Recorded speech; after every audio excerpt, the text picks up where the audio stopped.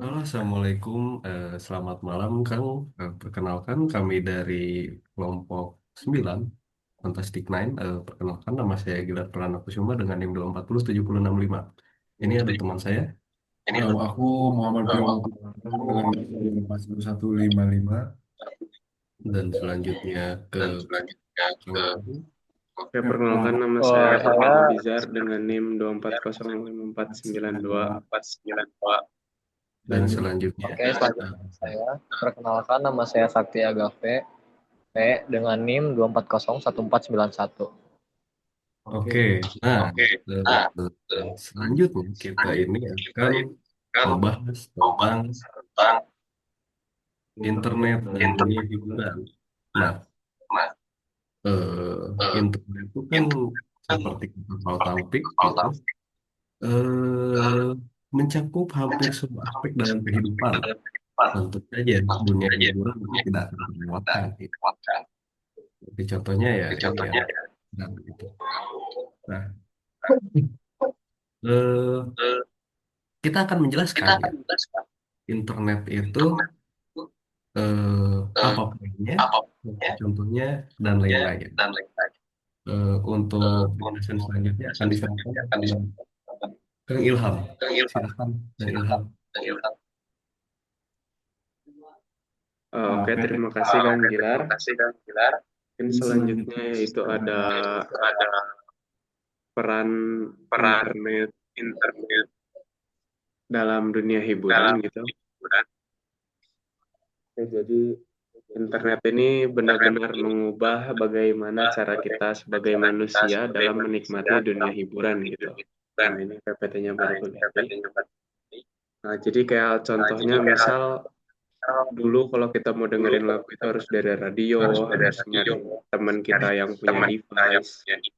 Tapi sekarang kita bisa ngakses di mana aja gitu, asalkan kita punya paket internet. Hampir semua akses dunia hiburan bisa kita capai gitu, bisa kita gunakan lah. Nah, boleh selanjutnya. Nah, ada 4 poin gitu di sini yang saya temukan.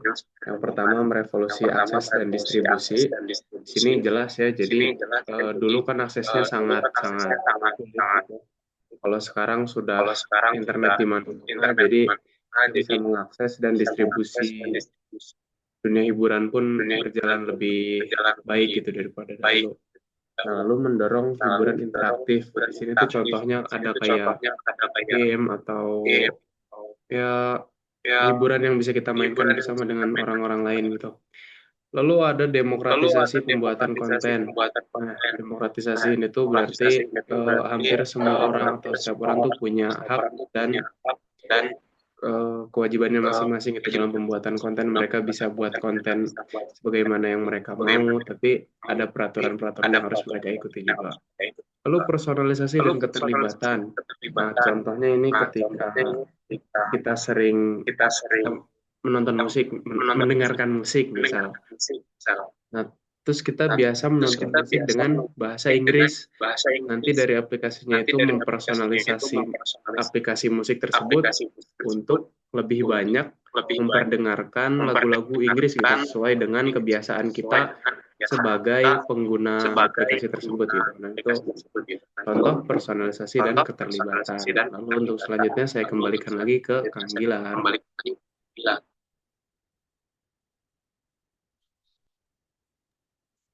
Oke, nah untuk selanjutnya akan, nah itu tentang peran ya sebelumnya. Nah untuk selanjutnya itu tentang apa?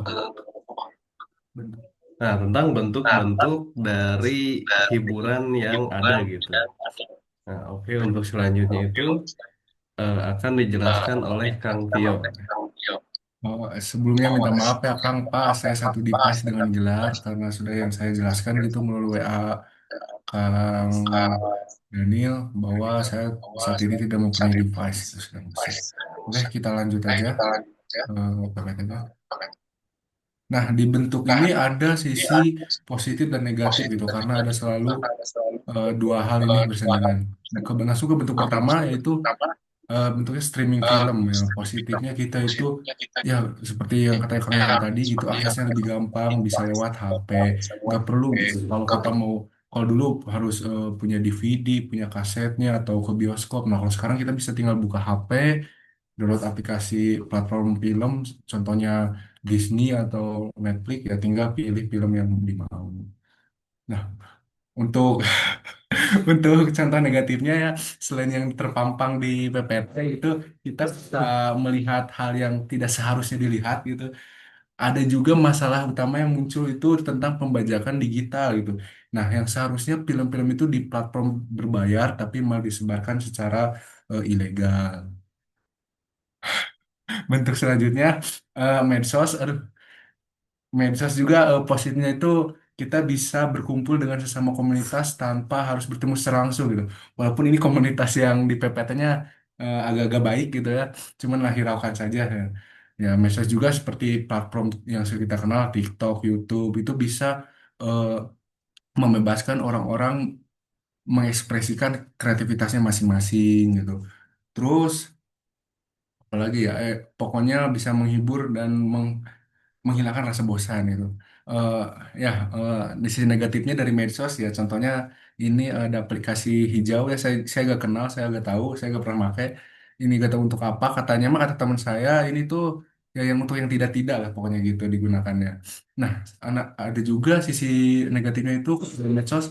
Bahkan kalau dari medsos kita gak bertemu secara langsung ya, jadi gak tahu tuh identitas secara pribadi dari individu masing-masing. Jadi karena kita gak tahu secara identitas, jadi kita tuh pede mulai dari ngatain orang dan segala macam lah, akhirnya timbul cyberbullying gitu. Nah, terus untuk hiburan-hiburan ini juga bisa ke sisi negatif kalau digunakan secara berlebihan, bisa menurunkan produktivitas, menurunkan daya pikir otak dan sebagainya ya, pokoknya yang berlebihan gak baik gitu lah. Oke, bentuk-bentuk selanjutnya akan dijelaskan oleh maaf, saya kembalikan dulu ke Kang Gilar. Nah, itu dua contoh awal gitu. Seperti yang tadi Kang Vio katakan, banyak ya positif negatifnya lah. Namun tidak berhenti di situ, kita akan lanjutkan ke bentuk-bentuk yang lain. Boleh untuk bentuk yang lain saya serahkan kepada Kang Sakti Agape. Oke, sebelumnya saya memohon maaf kepada Akang, kita dan serta Bapak dan Ibu serta teman-teman saya ya.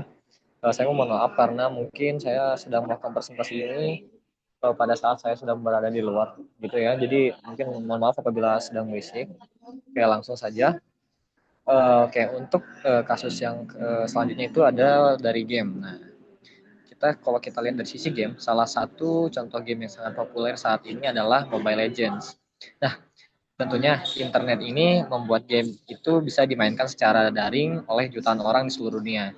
Nah, dampak positifnya adalah game seperti ML ini bisa melatih kerjasama tim, kemampuan strategi, dan komunikasi. Bahkan banyak pemain yang sukses di dunia e-sport dan bisa menghasilkan uang dari turnamen atau streaming.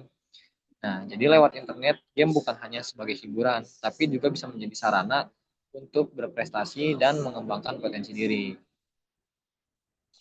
Namun di sisi lain, ada juga dampak negatifnya nih. Oke, boleh digeser, Kang? Nah, salah satu yang paling sering muncul adalah, contohnya itu adalah judi online ya. Mungkin teman-teman sudah tidak asing ya dengan Zeus, Bapak Zeus mungkin ya. Nah, judi online ini adalah sebuah game yang berkaitan dengan seperti taruhan skor, taruhan akun, atau skin dengan nilai yang cukup besar. Nah, hal ini tentu bisa merusak tujuan awal game sebagai hiburan dan malah mengarah pada perilaku yang tidak sehat serta melanggar hukum. Nah, itu tadi merupakan contoh pada kasus game. Oke, selanjutnya boleh di next slide, Kang. Oke, selanjutnya adalah musik gitu ya. Tentunya teman-teman pastinya sudah sering gitu ya membuka musik, apalagi sepertinya hampir tiap hari gitu ya teman-teman mendengarkan musik gitu. Gak mungkin gitu kalau sehari gak dengerin musik, apalagi kita saat ini mungkin sudah bisa mengakses musik lewat berbagai platform tentunya seperti YouTube, Spotify, Joox, dan TikTok. Nah, apa sih dampak positifnya? Nah, dampak positifnya sendiri itu adalah internet ini dapat membantu musisi-musisi lokal yang maupun independen untuk dikenal lebih luas tanpa harus bergantung pada label besar. Banyak musisi muda yang berhasil berkarir karena karya mereka viral di media sosial. Selain itu, musik juga menjadi hiburan yang bisa meningkatkan semangat, memperbaiki suasana, tapi bahkan membantu fokus saat belajar. Terutama saya sendiri ya, saya sendiri ini tidak bisa fokus gitu ya kalau tidak mendengarkan musik pada saat belajar gitu ya.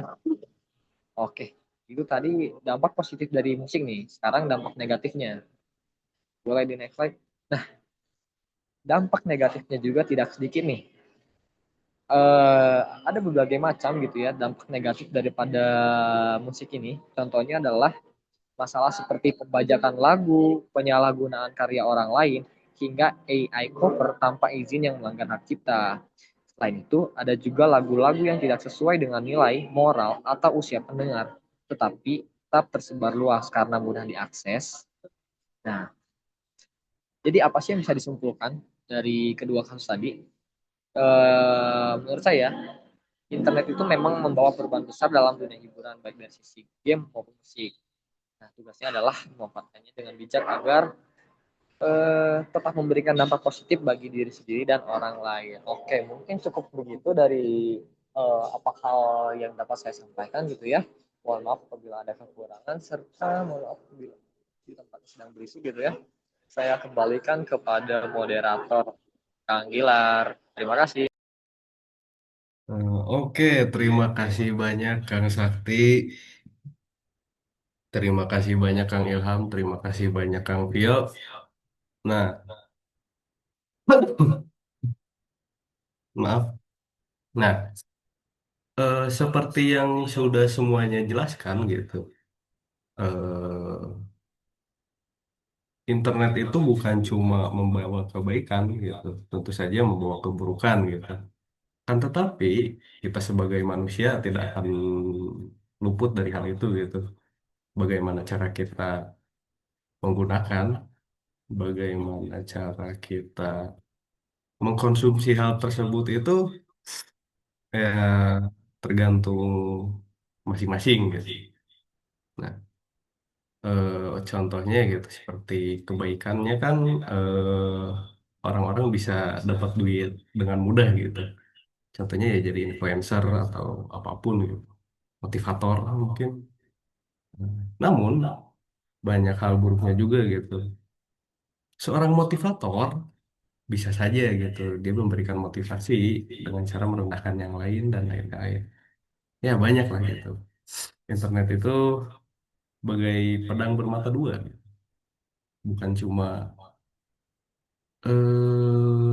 mampu memberikan perlindungan, namun juga bisa memberikan serangan pada diri sendiri. Gitu.